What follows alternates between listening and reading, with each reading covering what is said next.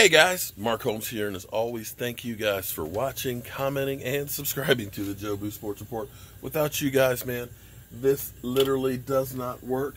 Well, taking care of that problem. Had a house with hot water, or at least there wasn't enough hot water. It was actually running short.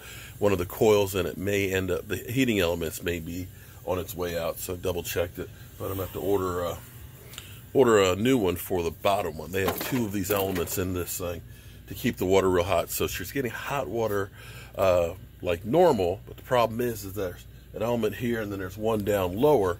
I think the lower one is actually dying. So, you know, she's getting plenty of hot water to start out with, but it's then cooling down.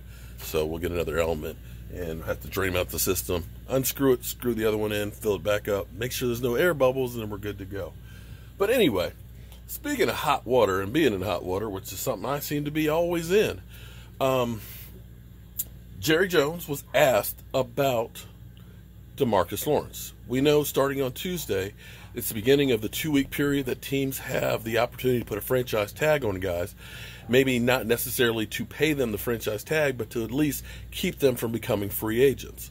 And we don't want DeMarcus Lawrence to become a free agent because pass rushers, regardless of what the Raiders did, basically giving one away, well, now they did get some picks in return, but getting, you know, a proven talent that was still very young and just beginning to hit his strides towards peak, you're basically throwing that away for a gamble because there's no guarantees just because you have a high first-round pick or even a first-round pick that you're going to all of a sudden be able to get better on that one.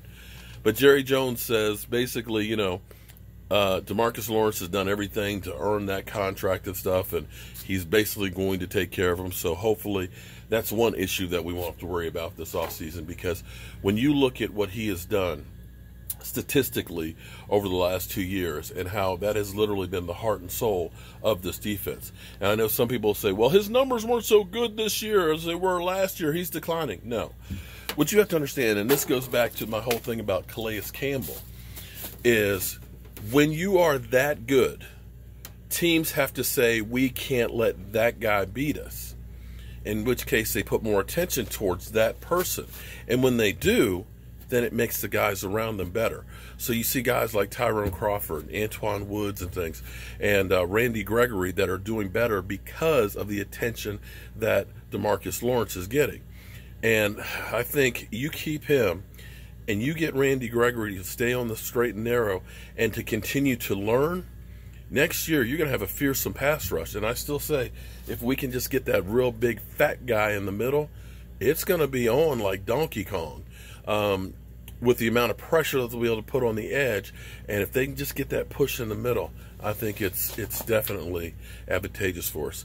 And DeMarcus Lawrence fits into the mold of what Chris Richard and that defense used to do in Seattle, basically having athletic guys that can put a lot of pressure and having a rotation of guys in there. So that is the most important key to the cog. And I know a lot of you guys will say, you know what, let him walk. He wants too much money. He's not a team guy. You know what? Screw y'all. The man has done everything he's supposed to do. His body is staying in shape. He's doing everything he's supposed to do. He's not getting in trouble and stuff. Those are the guys you got to look out for. So hats off to Jerry Jones. Thank you for hopefully making sure you bring him back. But pair him up with Earl Thomas. Go get that guy too, because that's another guy that's in that mold. That's a game changer.